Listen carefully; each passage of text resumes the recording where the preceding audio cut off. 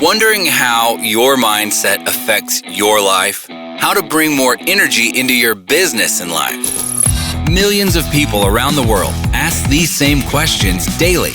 You are in the right place.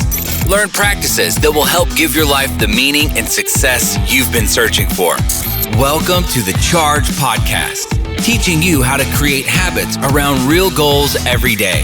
Practical life advice from those who made it. Here's your host, Gary Wilbers.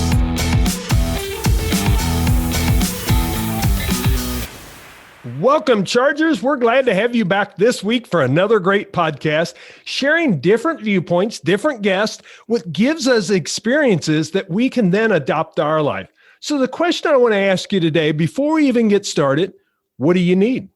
Think about that as you go through the podcast, because I've got a great guest here with us today. Vincent Moiso, I even told him I would butcher it, and there I did it, is an entrepreneur. He's a coach, author, and speaker. He founded his own coaching business, VIS Aspire Inc., and is also principal and president of Oceanside Glasstile Company, an international glass manufacturer. His alter ego brand, Surthriveal Gear, recently launched along with his new book, How to Survive the Wilderness, the Playbook for Entrepreneurs and the High Performer. Vincent, it is great to have you on the podcast. Welcome, my friend. Thank you, Gary. I appreciate you having me today. Well, I love sharing different entrepreneurs because we all take a journey to get where we're at. Sounds great today when we get to say entrepreneur, coach, author, speaker, but I know there was a journey to get to the point that you're at today. And I think it's very important that we share that, because then guests know where we're coming from. So would you share a little bit of your entrepreneur journey to where you're at today? Yeah, of course. I come from, I have to start with my family. Family's so important to me. I'm youngest of five from an Italian-American family, if you can believe that. My grandparents came over from Italy during World War II, ended up in California. And ironically, I was the first to graduate college. My parents didn't even have a college education. My dad was a blue-collar worker, did everything he needed to do to support our family. So it's a huge achievement. It's one of those cycles, right? That you break. I was lucky enough to be talented athletically. I played college football and continued my career professionally. I played in Europe for several seasons. And when I came back, I started this business path. As most people, it was my brother-in-law who said, "Hey, there's this interesting business if you're interested." And it happened to be in the tile world. And he introduced me to the owners, and my business career started at that point. And I didn't quite realize how entrepreneurial I was until I started working for somebody else. And it wasn't the greatest scenario for me, because I just wanted more. I kept wanting more and more, at a faster pace. So I realized I needed to continue my education, got my MBA. And as soon as I finished my MBA, which my mind was just blown, because I think what I lacked was that financial acumen and some of that additional business acumen that I needed to feel real comfortable with myself and with understanding business. So I went to walk from that business, and the two founders of that business said, "Hey, we can't afford to let you go. What would it look like, for you to stick around?" I said, "Well, I'd have to have equity, I'd have to have ownership in this business." And that was my first play at ownership. So I took the money I had saved at that point. I invested in that business. I took an equity position, and I was there for about a decade. And that was a tile and flooring business. And I learned a ton. It was an international business. I traveled all over the world and really just learned everything I could. I soaked it up. And then, as happens over time, we weren't aligned anymore. And it was time for me to move on and do something different. And so I somehow had to negotiate out of my equity position with my two partners, not ever having done that before. Right. And I did it, and it was a successful exit. And I started VIS Aspire Incorporated. And the VIS is Viviana, Isabella, Shelby, and that's my two daughters and my wife. Okay. So that's what that is. And that happened organically, Gary. I wanted to invest. I was interested in investing in a couple of my clients at the time, and it just didn't pencil, right? The businesses didn't cash flow, but they loved what I put down for them. I had put these mini business plans together for the businesses, and they both said, "Hey, would you be interested in consulting for us?" I kind of scratched my head and I said, that's a business, isn't it? And I gave them what I thought at the time was a pretty ridiculous proposal. And they both said yes. And so that's how that business got off the ground. And the rest is history from there. And I'm just a serial entrepreneur, and I'm constantly, that was 7-8 years ago at this point, and constantly in search for other things. And then the glass business was my client that I took an equity position in and became the interim president to help turn that business around. I've taken them through 2 acquisitions, and we're trying to set that business up for a successful exit at some point.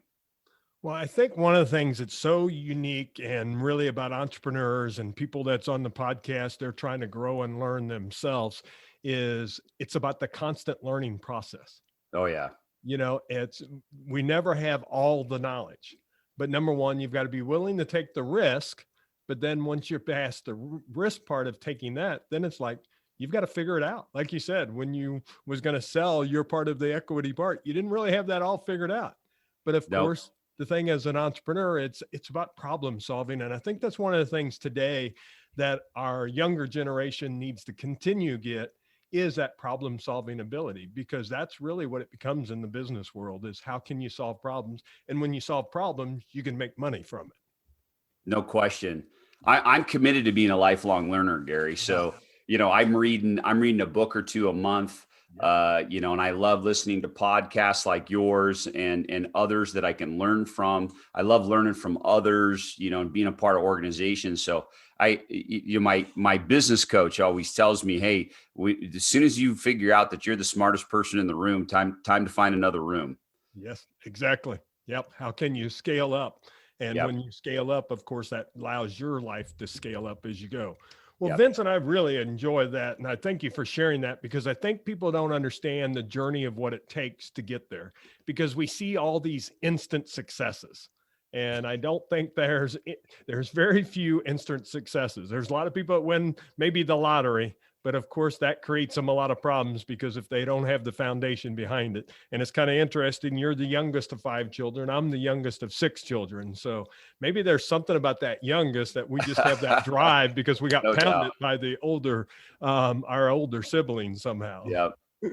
Well, I'm curious because I'm a DISC certified trainer too, and you are also, is really kind of the importance of understanding personality, but also I think DISC is so much about communication.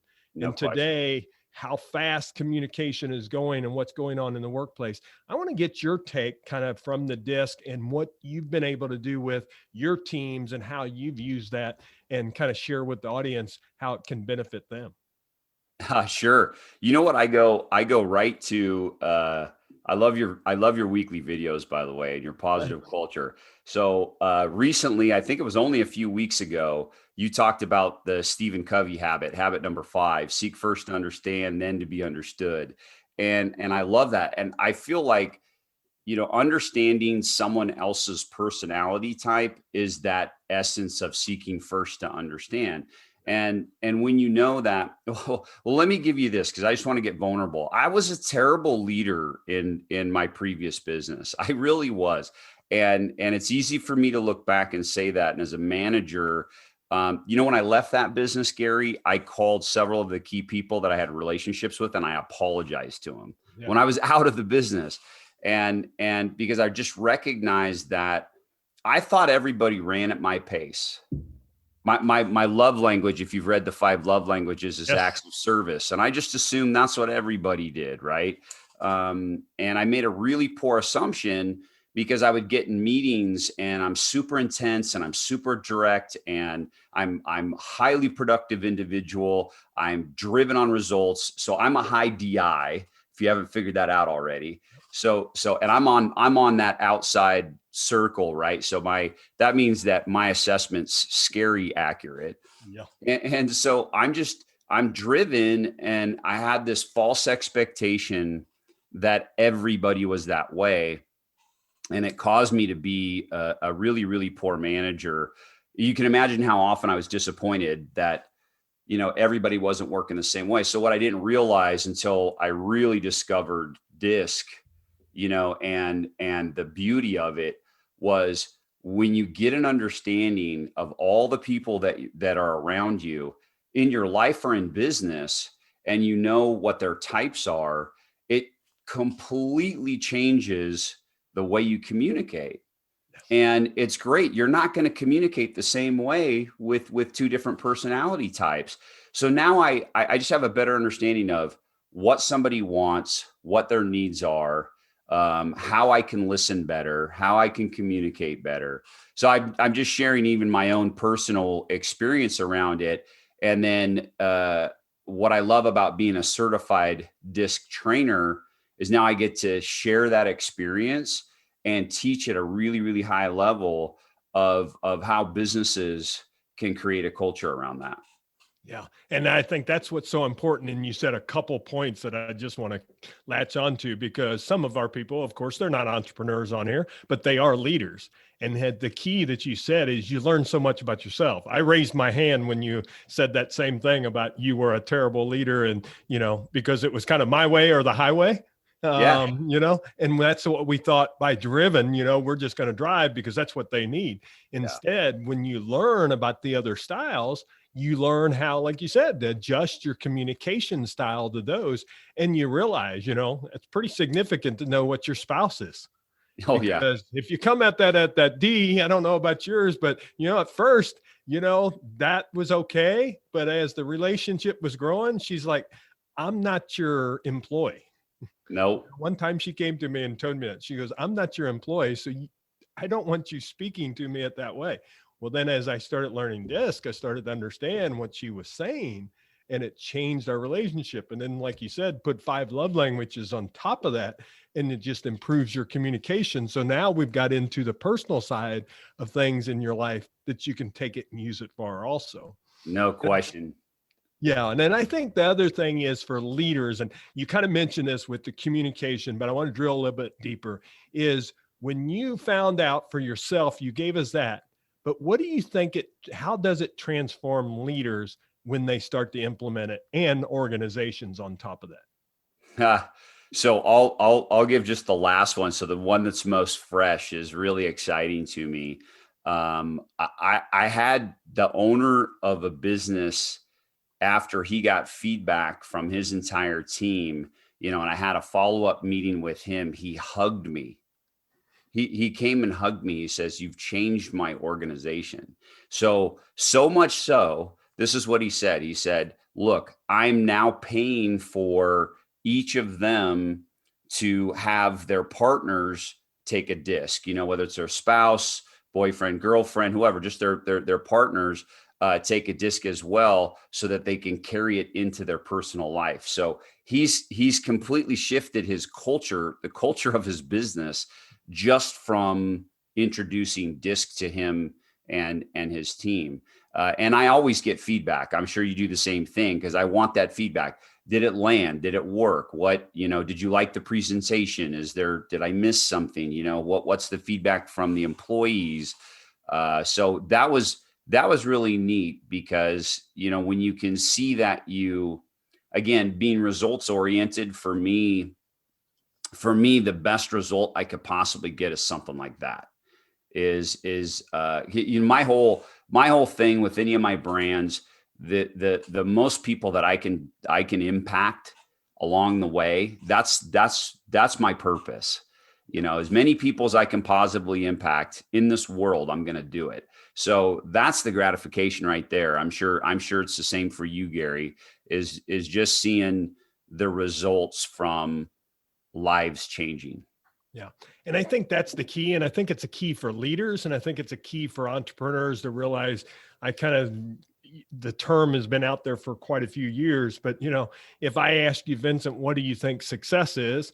And I ask 100 other people, there's 100 different answers. Oh yeah. It's subjective. But I think the key is really as leaders, we can move from success to significance. Yeah. And when you do that, that makes just a whole opportunities. It really brings in kind of my next question for you, because it allows you to bring that purpose in.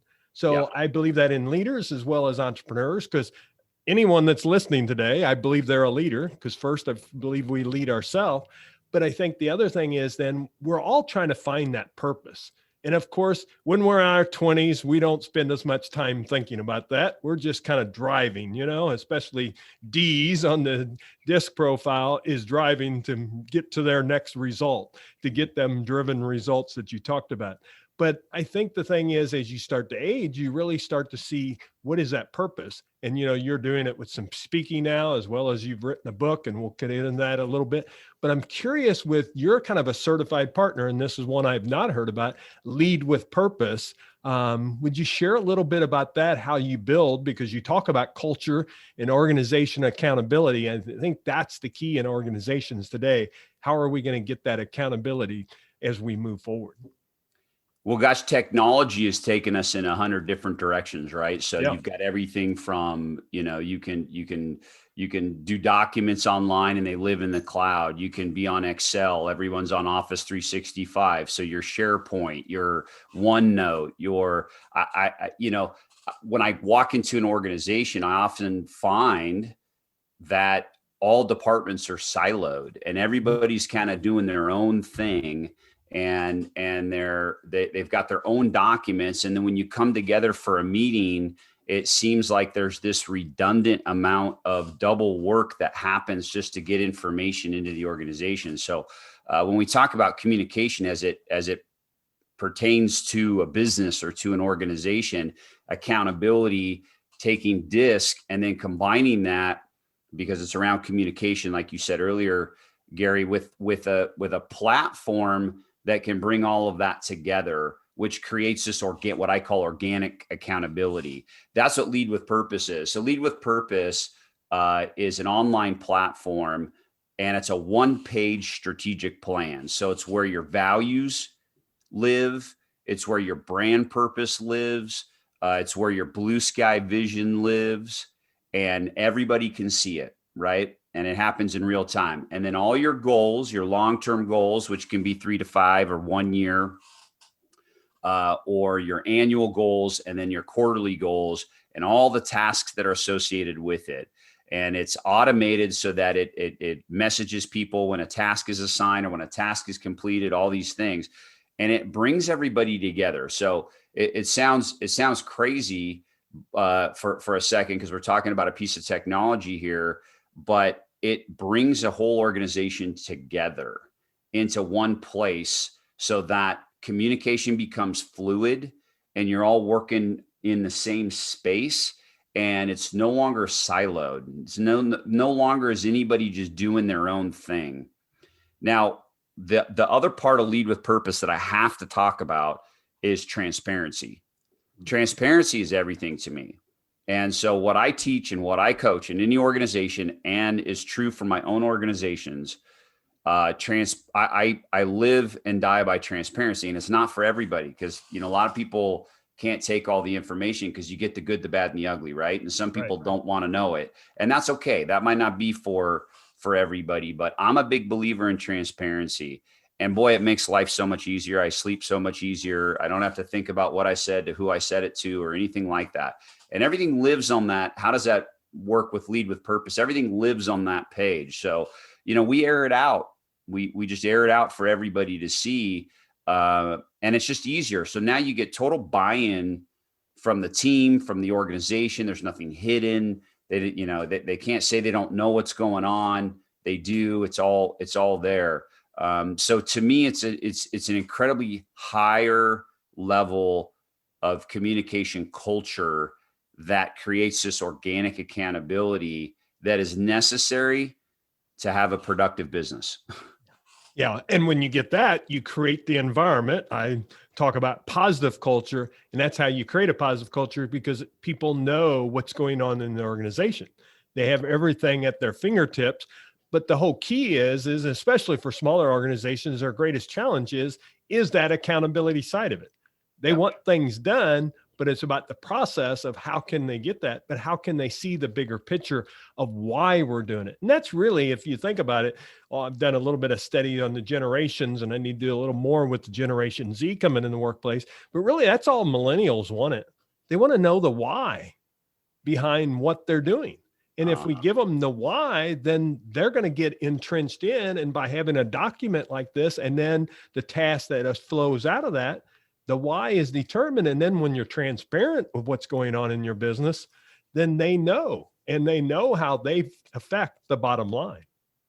And they just want direction. Everybody just wants clear direction. Yep. They want clarity on what their role and responsibility is, because at the end of the day, everybody wants to do a good job. They just do. They want to do right by what they're supposed to do, and they want to see the results of that and feel happy when they go home and come back the next day and do it again. And I think that's the biggest thing for me with Lead with Purpose, is it just brings so much clarity to what everybody needs to be doing within the organization, that they're empowered, right? Empowerment is a value that I hold super dear.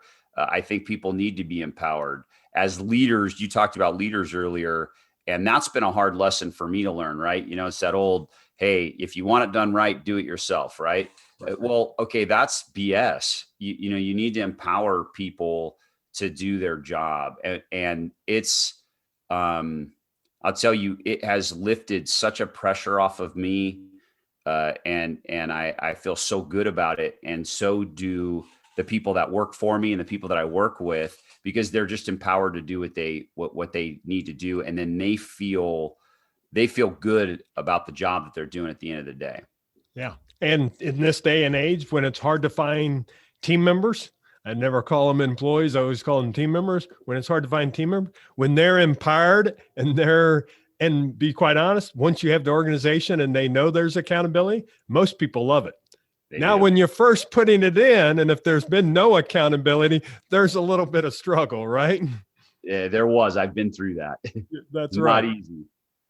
Well, before we wrap up, I knew this would be a great conversation, because Vincent, when I get to speak to other entrepreneurs, I just love the conversation that flows from that. But before we finish up and go into the recharge round, I'd really like you to kind of share your experiences. Plus, you've written a book, and maybe you can share us a little bit about why your philosophy of writing that book was, but some of your experiences that you've had that, we've talked about quite a bit. But is there something there that really may resonate with yourself that you can share with our audience? Yeah, you asked the question that you put out to me that was, what, and it really hit me hard. It was, what was the biggest life lesson, right? And what did I learn from it? And you know what? It was dealing with my dad's death. My dad passed away 25 years ago. He had early onset Alzheimer's, and he passed had also a battle with dementia. So 4-year battle. He died at the young age of 62. And being from a large family, as you can relate, it really destroyed the family unit, the base of that over time. And it just takes a time.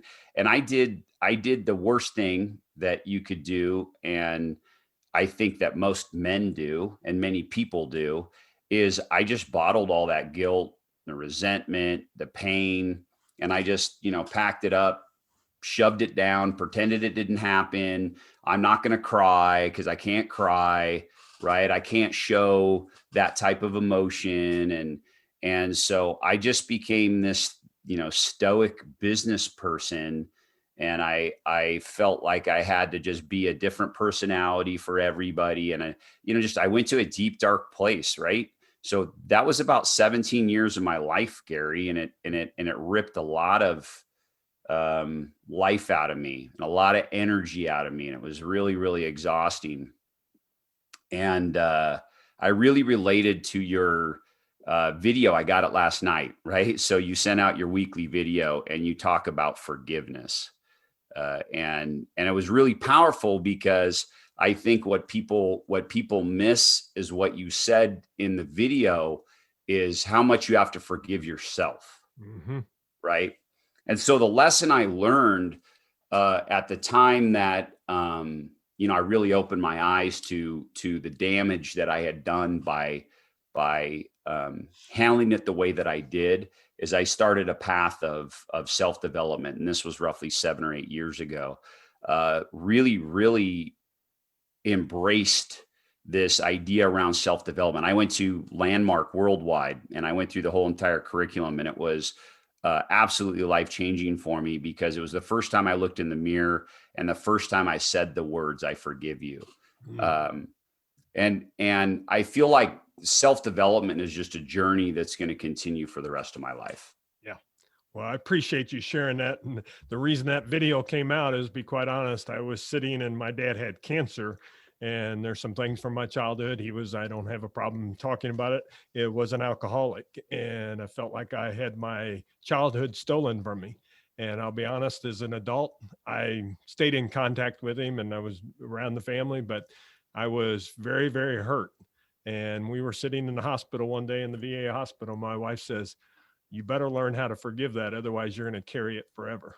Yeah. And I'll be honest, I didn't change that day. It took several of the times, but before he passed, I did forgive him and decided, it's time to move on from that. But I also still talk about the experience because I think it helps others. And I truly appreciate you sharing that, being vulnerable there and open, because there's somebody else, they've had hurt. And it's like, how do I get past it? Number one, first for yourself. I'm a true believer in that. You've got to start with yourself. And then you do have to figure out, if the person even is not living, how do you want to make that forgiveness, decide what that is. Well, Vincent, I truly appreciate you sharing. And man, it always happens on this. The podcast goes so quick. I hope our audience, and I know our chargers are loving it, but I get into the podcast and then it's like, gosh, you look down and the time's flown by. But I've got a few questions I'd like to ask you in the recharge round. As you know, this is the Charge podcast. And I have a little motto or a mantra that I say, create habits around real goals every day. And I ask every guest, what habit do you think's led to success in your life? Yeah, that's an easy one for me. It's owning my calendar and owning my time without question, and the biggest part of that is it also requires me to respect others' time. Yeah. So that's the habit every day. Yeah, I love when I get coaching clients and they say, I just don't have enough time. And it's like, well, you have the same 24 hours I do, Exactly. You're not going to get any more. That's kind of what's designed. How about this one? You kind of talked about the videos, and this is the one that came from that, is I do a video on simple positive action. What simple positive action do you take each day to move forward to achieve your goals? I'll give you 2. It's meditation and exercise. And when my mind is clear and my body feels recharged, I have the most productive days. And I do it as diligently as I can in the mornings. But I try not to miss it. So I'd say I'm exercising up to 6 days a week, sometimes 7. And then I'm meditating 5 to 6 days a week. And then occasionally, if again, in the spirit of owning my calendar and my time, I may have to do it in the afternoon. Yeah. Well, I appreciate you sharing that. I was at an event last night, got home late, but I was out, did my 3.25 miles this morning because I knew for the podcast, it would actually bring me more energy. And that's one thing I try to share with my chargers. If you've not been on an exercise program for a while, of course, go to your doctor, make sure you get everything checked out. But as you start it, what you'll find is you actually get more energy from exercise. But in our mind, we tell ourselves what? It's going to take a whole bunch of energy. Yep. It does the opposite. So I'd love to share that. Well, you shared one big life lesson with you. How about on the business side? What's your big life lesson that you've learned from the business side? Well, yeah, I shared it, right? It was just how poor of a leader I was in my previous business. I think that was the biggest eye opener. And then I went on this journey of how I could change myself as a leader. Well, here's the reality. What I discovered in that was there's only one person I can control. And that's this guy right here, right? Yeah. And you think that you can change others and control others. I don't care. All the coaching in the world is not going to change an individual unless they're ready and willing to change. So I was ready and willing to change, and I knew that I needed to make that change in myself in order to become a better leader. So I did. Well, I'm so glad you shared that. Chargers right there was the price of admission, because what we have to realize, it's about us. What are we doing? You're listening to this podcast for a reason, but the only challenge you have is you can listen to a lot of great information. Vincent made the decision to make that change. I remember back when I decided to make that change. We all have those moments, and it becomes that kind of that moment of choice. Am I going to make those changes? So whatever you're struggling with right now, you've got to make that choice of how are you going to move forward with that. So I truly appreciate you sharing that, Vincent. Now we're about to wrap up, but please share with them how they can connect with you, be able to get your book, check out your websites, any of the information you like to, Vincent. Yeah, absolutely. I'll do that quickly. My book, I'm really excited. It's my first book, and it took a little bit of time to aggregate the content, but it will launch this month. You can check it out at surthrive.us, SURTHRIVE, surthrive.us. And you can pre-order, and it will launch later this month. You can also just check out vincemoiso.com, and that'll take you to my parent company and get you all the information that you want. And I've got some free stuff I like to share, Gary, and sure. I've over the years of coaching and teaching and aggregating content, I got a lot of free stuff that any high performer or business leader can download from either of my sites. Yeah. And I checked out his website. Great information that you have there. So please go check that out. We'll have all of it. If you're exercising right now or doing something active, maybe cutting the yard, go ahead. Realize that everything's in chargepodcast.com. Chris will have all those notes in there, have the link so you can easily click on it and get to it. So if you can't write it down right now, if you're driving, don't write it down. We want you to keep your hands on the wheels and drive, because we want you to come back next week for another great podcast. Vincent, it's been a pleasure having you on the Charge podcast, and it's so great to get to know you. And please share with them again, what's one last kind of thought you want to leave them with, leave the Chargers? Yeah. You got to commit to self-development, and you got to commit to lifelong learning. I think everybody walks away, you finish college or something. Hey, I'm done. Right. You're just beginning.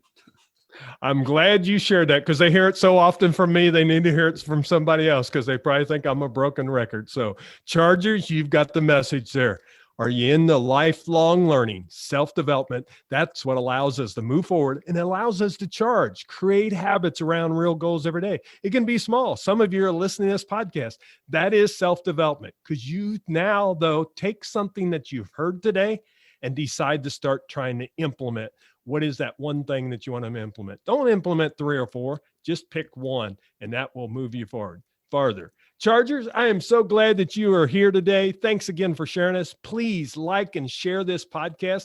Let others know about it. We keep growing, and that's how we're growing our podcast, is getting more people to listen and more people to really kind of come into the community and become what I call Chargers. Vincent, thanks again for having us, and make it a great day, Chargers. We'll see you soon.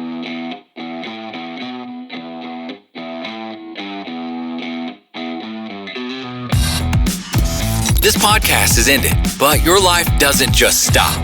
To continue your inspiring journey, head over to chargepodcast.com and access all the tools and resources mentioned on today's show. If you enjoyed this episode, consider sharing with somebody who may also benefit from the advice provided. That's chargepodcast.com. Until next time, charge in business and life.